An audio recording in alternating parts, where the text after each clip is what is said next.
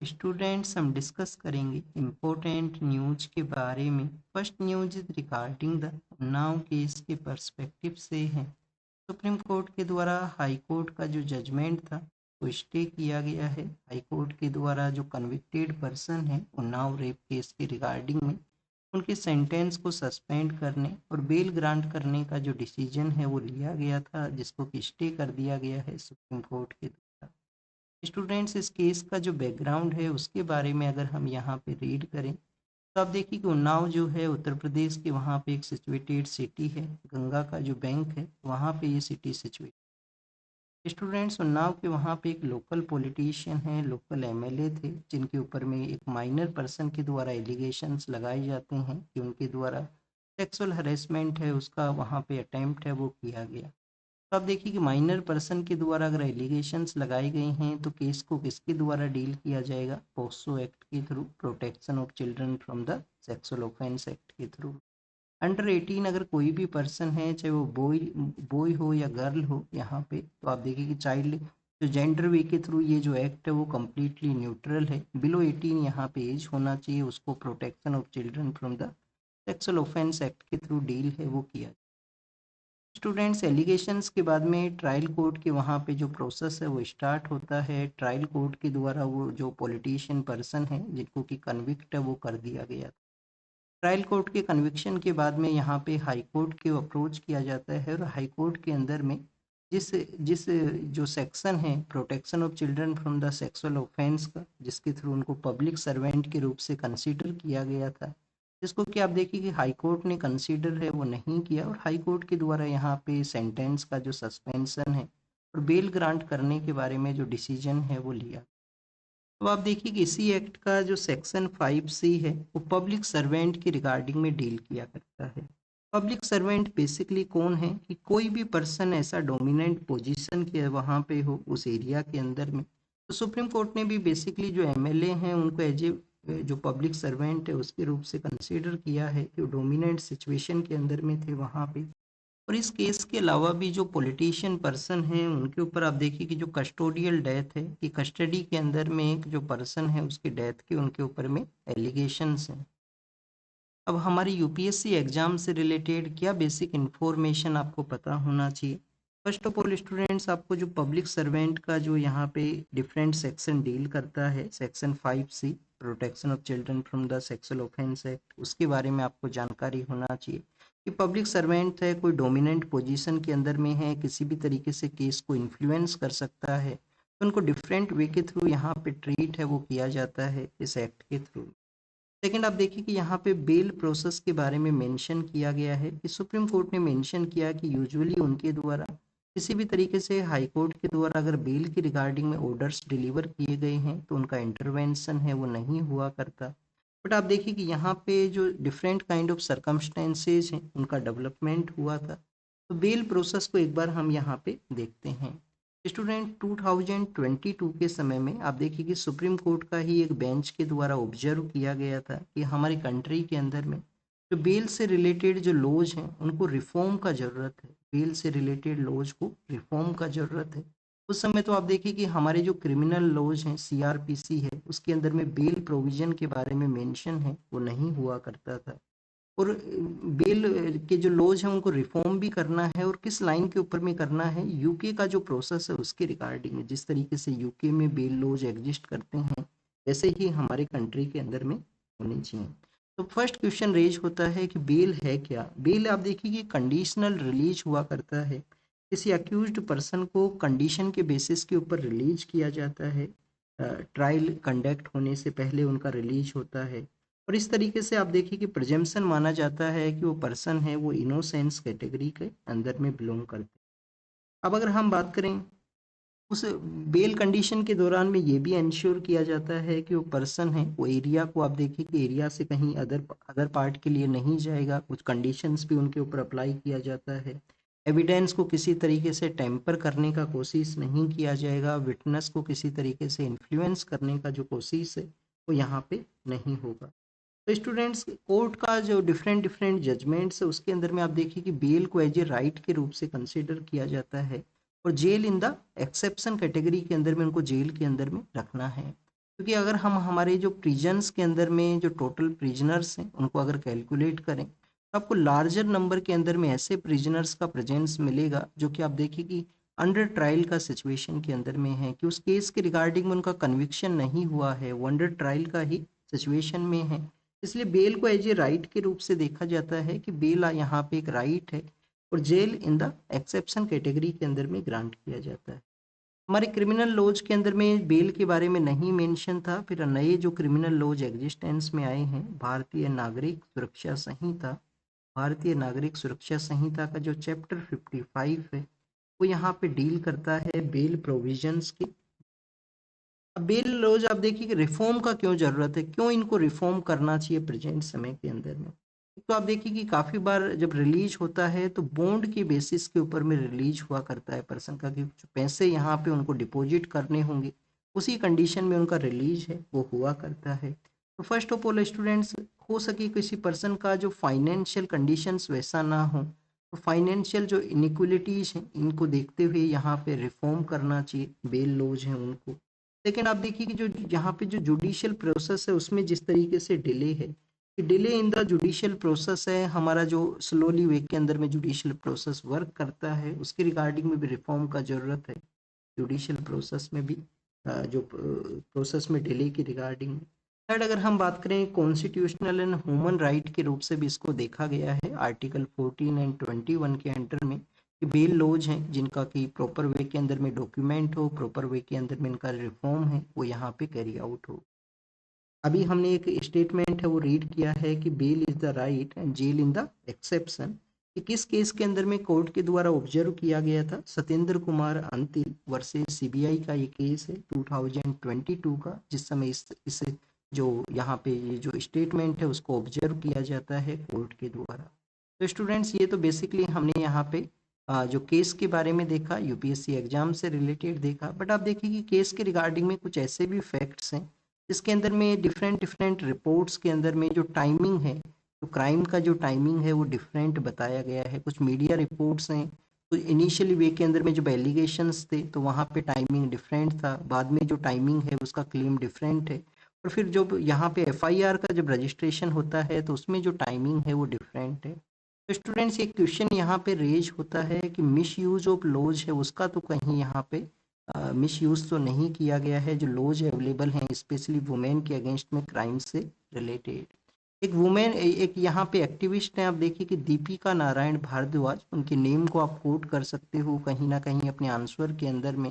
Continuous उनके द्वारा ऐसे जो केसेज हैं जिसके अंदर में मिसयूज किया गया है लॉज का, तो उनके अगेंस्ट में उनके द्वारा जो वॉइस है उसको रेज किया जाता है सोशल मीडिया प्लेटफॉर्म के ऊपर में, आप उनको देख सकते हो। जो एक्स या ट्विटर नाम का जो प्लेटफॉर्म है वहाँ पे नाम क्या है, दीपिका नारायण भारद्वाज हैं, जो कंटिन्यूस अपना जो वर्क है उसको कैरी आउट करते हैं मिसयूज ऑफ लॉज हैं उसके रिगार्डिंग में। सेकंड, अगर हम बात करें स्टूडेंट्स, एक और यहाँ पे आप देखिए कि क्लेम या यहाँ पे एक डिमांड देखने के लिए मिलती है कि जैसे वुमेन्स का जो कमीशन एग्जिस्ट करता है उसी तरीके से मेंस कमीशन है वो भी एग्जिस्ट करना चाहिए, मेंस के जो राइट्स हैं उनकी रिगार्डिंग में। क्योंकि इसी केस के इनिशियली पार्ट के अंदर में कुछ कुछ अदर पर्सन्स को भी यहाँ पे एलिगेशंस लगे थे, कुछ अदर पर्सन्स को बताया गया था कि उनके द्वारा क्राइम के अंदर में उनका इन्वॉल्वमेंट था, उन पर्सन्स को एक्विट किया गया है, रिलीज किया गया है ट्रायल कोर्ट के ही द्वारा। तो कुछ ऐसे भी लोग हैं इस केस से रिलेटेड जिनके अगेंस्ट में एलिगेशंस काफ़ी सीरियस थे, कि उनके द्वारा ही क्राइम में लार्जली वे के अंदर इन्वॉल्वमेंट था, फिर उनको रिलीज है वो कर दिया गया ट्रायल कोर्ट के ही द्वारा। नेक्स्ट, अगर हम बात करें स्टूडेंट, तो ये दो प्रोविजन भी आपको रीड करने हैं, मेंस कमीशन क्यों जरूरी है, तो इन पॉइंट्स को एक बार प्रिपेयर करना, काफ़ी बार इंटरव्यू के अंदर में ऐसे क्वेश्चंस हैं वो पूछ लिए जाते हैं। अरावली के बारे में ऑलरेडी हम काफ़ी बार रीड कर चुके हैं, तो उसी के बारे में आप देखिए कि सुप्रीम कोर्ट ने यहाँ पे जो अर्लियर डिसीजन था उनका नवंबर 20 का, उसको यहाँ पे पोज है वो दिया गया है। सुप्रीम कोर्ट के द्वारा उस ऑर्डर को आप basically one kind of suspension है या स्टे है वो दे दिया गया है, कि जब तक नया पैनल है बेटर वे के अंदर में रिकमेंड नहीं करता है कि क्या यहाँ पे डेफिनेशन होना चाहिए, जब तक नया जो लीज है वो भी नहीं दिया जाएगा। नेक्स्ट, अगर हम बात करें स्टूडेंट्स, अरावली के बारे में ऑलरेडी हम रीड कर चुके हैं कि हमारा जो वेस्टर्न जो स्टेट्स हैं, गुजरात है, राजस्थान है, हरियाणा है और दिल्ली तक इसका एक्सटेंशन हुआ करता है। इसका हाईएस्ट पीक कौन सा है स्टूडेंट्स? अरावली का हाईएस्ट पीक का क्या नाम है? गुरु शिखर इसका हाईएस्ट पीक है। गुरु शिखर इसका हाईएस्ट पीक है। कितना हाइट है? 1722 मीटर उसका हाइट है। ज्योग्राफी ऑप्शनल अगर आपका पेपर है जिसमें आप देखिए कि जीएस पेपर जो सेकंड होता है, जीएस पेपर सेकंड के अंदर में क्वेश्चंस पूछे जाते हैं, कुछ आपको 10 लोकेशंस दी जाती हैं। तो गुरु शिखर के बारे में ऑलरेडी काफ़ी बार ज्योग्राफी ऑप्शनल के अंदर तो क्वेश्चन पूछा गया है आपसे। नेक्स्ट अगर हम बात करें स्टूडेंट्स, हमारा जो कश्मीर का पार्ट है उसके बारे में बताया गया कि जिस तरीके से स्नो वहाँ पे है और उस कंडीशन के अंदर में सिक्योरिटी फोर्सेज के जो लोग हैं वो कंटिन्यूस अपने ऑपरेशन को कैरी आउट करते हैं कि जिससे कि स्नो एरिया के अंदर में जो टेररिस्ट हाइड आउट किया करते हैं उनको एलिमिनेट किया जा सके, उनको डिटेक्ट है वो किया जा सके। कश्मीर के वहाँ पे आप देखिए कि ये जो 40 डेज का हार्श विंटर का एक समय हुआ करता है जो दिसंबर एंड जनवरी के समय देखने के लिए मिलता है, इसको कि चिल्लई कलान के नाम से जाना करते हैं, चिल्लई कलान के नाम से जानते हैं। 40 डेज का हार्श विंटर का ये समय होता है जिसमें स्नोफॉल है वो भी मिलेगा, टेम्परेचर है वो काफ़ी लोअर है वो हुआ करता है। जम्मू एंड कश्मीर जब स्टेट हुआ करता था स्टूडेंट, तो उस समय आप देखिए कि एक क्वेश्चन काफ़ी ज़्यादा एक क्वेश्चन पूछा जाता था कि किस स्टेट का 2 कैपिटल्स वो एग्जिस्ट करती हैं। तो जम्मू एंड कश्मीर के वहाँ पे विंटर एंड समर के समय में डिफरेंट डिफरेंट जो प्लेसेज हैं जहाँ पे गवर्नमेंट है वो वर्क किया करती है, और भी काफ़ी सारे स्टेट्स में ये प्रैक्टिस देखने के लिए मिलती है। इवन राजस्थान के अंदर में भी आप देखिए कि जो राजभवन है, जो गवर्नर हाउस है, वो समर के समय में माउंट आबू एरिया है वहाँ पे चले जाते हैं, क्योंकि वहाँ पे एक तो हिल स्टेशन है और माउंट आबू ये जो गुरु शिखर है जो हाईएस्ट पीक है उसी के नियर बाई एरियाज के अंदर में जो जो सिचुएटेड है। नेक्स्ट अगर हम बात करें स्टूडेंट्स, एक ट्रेन है वहाँ पे फायर का जो इंसिडेंट है उसके बारे में डिस्कस किया गया है। ट्रेन में फायर का इंसिडेंट आया, एक पर्सन का जो कैजुअलिटी है वो भी हुआ है। तो ट्रेन के अंदर में ऐसे जो इंसिडेंट्स हैं उनको किसके द्वारा इन्वेस्टिगेट किया जाता है? कमीशन फॉर रेलवे सेफ्टी के द्वारा किया जाता है। कमीशन फॉर रेलवे सेफ्टी है। अब ये जो आप देखिए कि रेलवे के एरिया के रिगार्डिंग में सेफ्टी अथॉरिटी है, हाईएस्ट ये सेफ्टी अथॉरिटी है। तो जी किस मिनिस्ट्री के अंडर में आता है? क्या मिनिस्ट्री ऑफ रेलवे के अंडर में आपको मिलेगा? तो आप देखिए कि मिनिस्ट्री ऑफ रेलवे के अंदर में नहीं है, मिनिस्ट्री ऑफ सिविल एविएशन के अंडर में है। मिनिस्ट्री ऑफ सिविल एविएशन के अंडर में है। 1961 के समय इसको सेटअप किया गया था, और कम्प्लीटली किसी भी तरीके का यहाँ पे इंसिडेंट है उसको इन्वेस्टिगेट इसी के द्वारा किया जाता है, रेलवे के रिगार्डिंग में। एयरक्राफ्ट के अंदर में अगर कोई एक्सीडेंट होता है तो उसका इन्वेस्टिगेशन का डिफरेंट एजेंसी कौन सा है? एयरक्राफ्ट एक्सीडेंट इन्वेस्टिगेशन ब्यूरो 2011 के समय जिसको क्रिएट किया गया, क्योंकि इंटरनेशनल सिविल एविएशन ऑर्गेनाइजेशन क्या बोलता है कि एक डिफरेंट ऑर्गेनाइजेशन आपके पास में होना चाहिए इन्वेस्टिगेट करने के रिगार्डिंग में। पहले इसको डीजीसीए है उन्हीं के द्वारा किया जाता था। तो ये हमने इन्वेस्टिगेशन एजेंसीज के बारे में देखा। नेक्स्ट आप देखिए कि जो जो त्रिपुरा से रिलेटेड जो पर्सन हैं जिनको कि बेसिकली आप देखिए रेशियल रिमार्क करते हुए उनको उनके ऊपर में अटेम्प्ट होता है, मॉब लिंचिंग होता है। तो उसी के रिगार्डिंग में जो त्रिपुरा का जो ट्राइबल बॉडीज है उनका क्लेम है कि जो केस है उसको शिफ्ट किया जाए, केस को शिफ्ट किया जाए अदर एरिया के रिगार्डिंग, जैसे कि न्यूट्रल वे के अंदर में उस केस को डील है वो किया जा सके।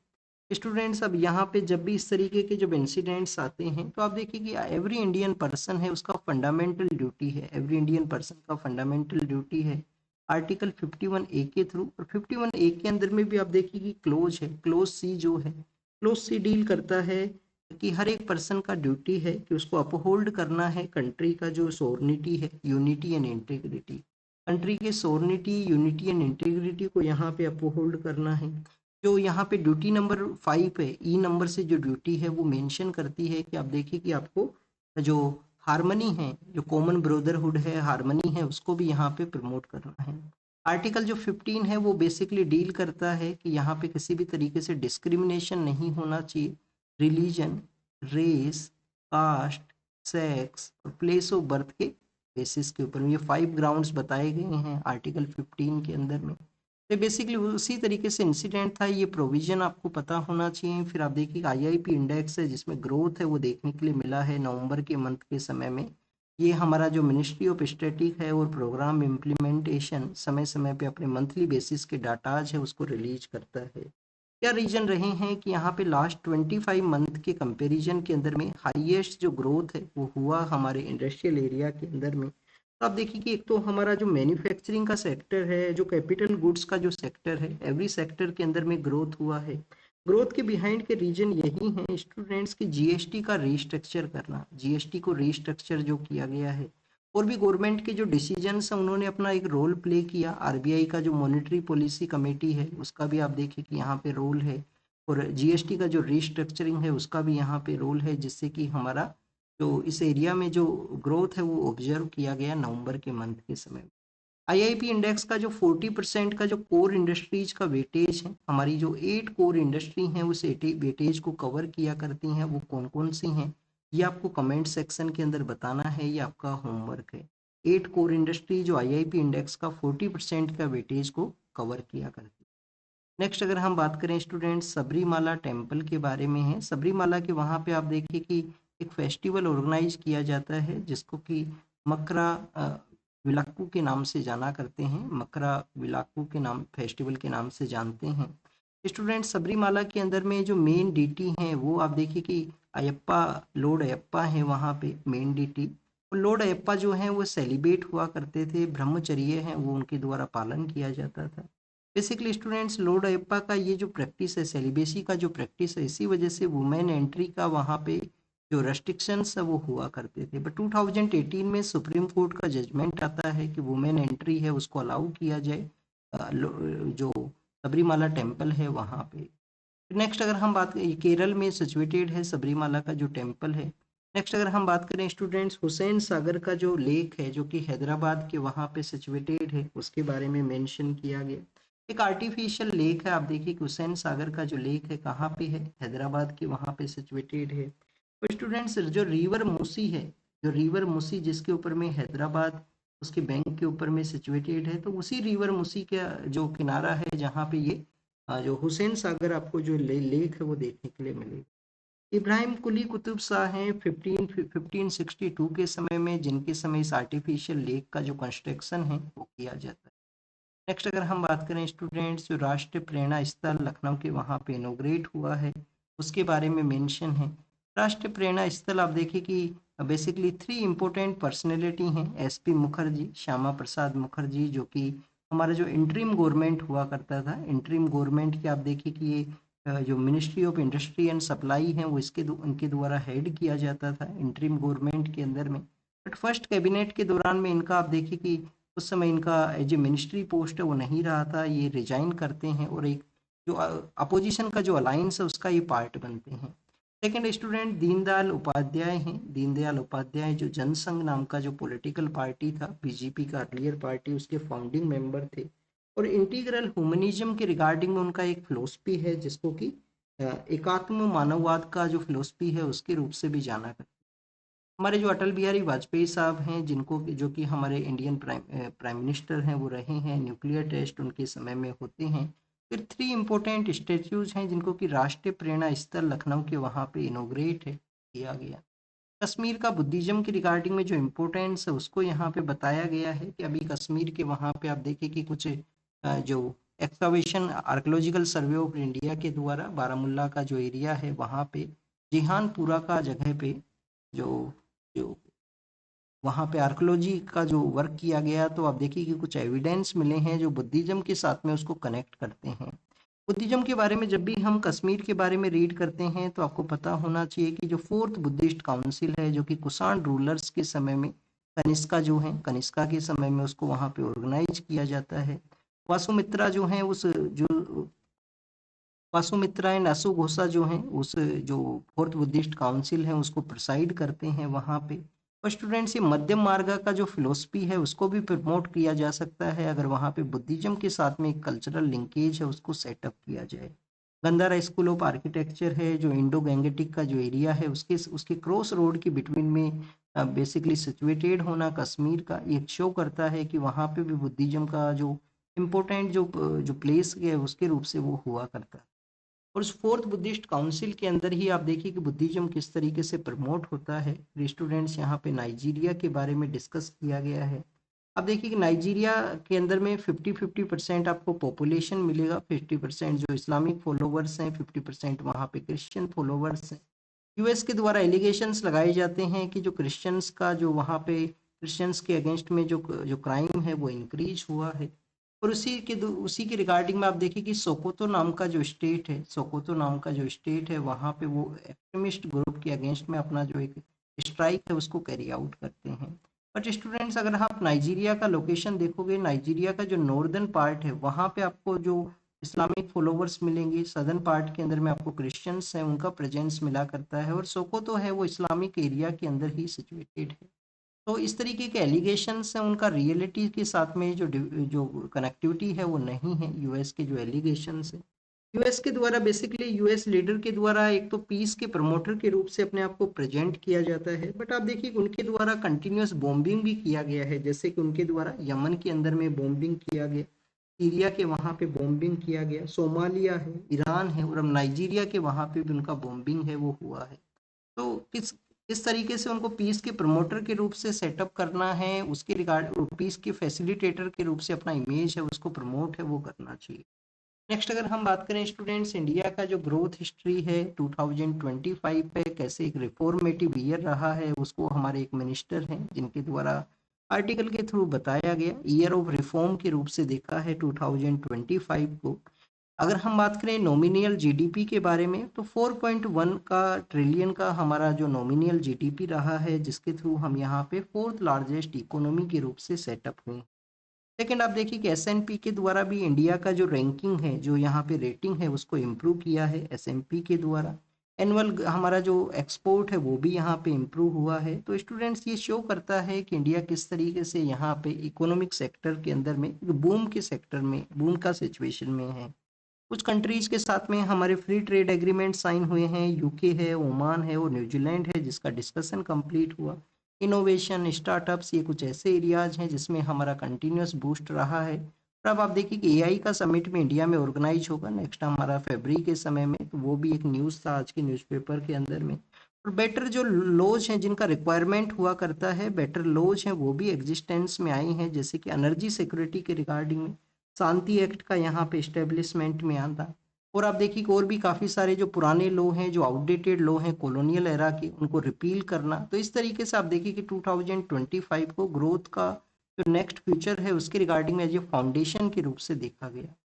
म्यांमार के बारे में बताया गया है कि म्यांमार का जो कन्फ्लिक्ट सिचुएशन के अंदर में क्यों यहाँ पे जो बेसिकली वोटिंग करवाया गया है, तो आप देखिए कि वहाँ का जो मिलिट्री डिक्टेटरशिप है उसको अपना वैलिडेट करवाना है, या डोमेस्टिक वे के अंदर भी वैलिडेट करवाना है अपने रूल को इलेक्शन के थ्रू में। और आप देखिए कि जो नाइबर कंट्रीज हैं, जो डोमिनेट पावर्स हैं नियर बाई एरियाज के अंदर में, वो भी उन इलेक्शन प्रोसेस के थ्रू उनको वैलिडेट कर सकें कि आप देखिए कि इलेक्टेड के रूप से जो गवर्नमेंट है वो वहाँ पे एग्जिस्ट करता है। ऑलरेडी हम रीड कर चुके हैं हमारे जो एक्ट ईस्ट पॉलिसी है, कालदान प्रोजेक्ट है, उसके लिए नॉन स्टेट एक्टर्स के साथ में भी हमारी अथॉरिटीज का डिस्कशन है म्यांमार के वहाँ पे। न्यूजीलैंड के साथ में जो फ्री ट्रेड एग्रीमेंट साइन हुआ है उसके बारे में है, जिसका अल्टीमेट ऑब्जेक्टिव क्या है कि हम यहाँ पे जो 100% इंडिया का जो एक्सपोर्ट है वो जीरो ड्यूटी फ्री रहेगा, जीरो ड्यूटी है वो अप्लाई रहेगा। 20 बिलियन का जो एफडीआई है, $20 बिलियन का जो एफडीआई है वो यहाँ पे कैरी आउट होगा आने वाले 2030 तक। और स्किल हमारा जो स्किल फोर्स है उसका मोबिलिटी है वो भी न्यूजीलैंड के वहाँ पे कैरी आउट है। कैसे ये हमें सपोर्ट करेगा? सपोर्ट इस तरीके से करेगा कि हमें हमारा जो एक्सपोर्ट का डेस्टिनेशन है उसको डाइवर्सिफाई करना है। और न्यूजीलैंड इस तरीके से एक अल्टरनेटिव एरिया में, जो ऑस्ट्रेलिया, न्यूजीलैंड ये सब कंट्रीज हैं वो इमर्ज हुए हैं। नेक्स्ट अगर हम बात करें स्टूडेंट्स, संताली लैंग्वेज के बारे में है, बोडो, डोगरी, मैथिली और संताली जो ऐड हुए हैं हमारे कॉन्स्टिट्यूशन में एज ए शेड्यूल 8 के अंदर में, शेड्यूल लैंग्वेज के रूप से। और आप देखिए ओल चिकी नाम का जो यहाँ पे ओल चिकी नाम का जो यहाँ पे स्क्रिप्ट है, जो बेसिकली इस लैंग्वेज को लिखा करते हैं, जिसको कि पंडित रघुनाथ मुर्मू के द्वारा 1925 के समय में इम्प्लीमेंट है वो किया। हमारा जो इंडिजीनियस आप देखिए कि आईएनएसवी कोधिन्या जो है उसको कि ओमान के वहाँ पे सेंड किया गया है। नेक्स्ट अगर हम बात करें स्टूडेंट्स, इकोनॉमिक सेक्टर के बारे में है कि फ्रॉड इंक्रीज हुए हैं बट केसेज जो है वो डिक्लाइन सिचुएशन में है, आरबीआई का रिपोर्ट बताता है। और ऑस्ट्रेलिया के साथ में जो हमने economic economic cooperation and trade agreement को जो साइन किया था वो अब इम्प्लीमेंटेशन में आएगा, जिससे कि इंडिया का जो एक्सपोर्ट है वो लार्जर वे के अंदर में कैरी आउट होगा। नेक्स्ट अगर हम बात करें स्टूडेंट्स नॉर्दर्न कोरिया के बारे में है, नॉर्दर्न कोरिया के वहाँ पे मिसाइल का टेस्टिंग हुआ है, तो न्यूक्लियर डेवलपमेंट का वहाँ पे एक कंसर्न है वो देखने के लिए मिला। नेक्स्ट आप देखिए कि स्टूडेंट्स म्यांमार का जो वोटिंग प्रोसेस है उसी के बारे में यहाँ पे डिस्कशन है, वोटिंग प्रोसेस के बारे में है। और इजराइल के जो लीडर हैं, यूएस के जो लीडर हैं, उनका यहाँ पे डिस्कशन हुआ है, उनके बारे में मेंशन किया गया। और मेंशन किया गया है मेक्सिको के बारे में, वहाँ पे कोई एक्सीडेंट के पर्सपेक्टिव से। बांग्लादेश में जो स्टूडेंट लीडर्स इमर्ज हुए हैं, उन्होंने यहाँ पे जमात के साथ में अपना एक अलायंस किया है, और रसिया के द्वारा एलिगेशंस लगाए गए कि यूक्रेन के द्वारा उनके जो प्रेसिडेंट है उनके अगेंस्ट में अटैक है वो किया गया है। तो this is all the information related to the today's newspaper. आप इसको रीड कीजिए, रिवाइज कीजिए, जो भी इंफॉर्मेशन आपको मिला है उसको नोट डाउन कीजिए। Thank you student, thank you very much.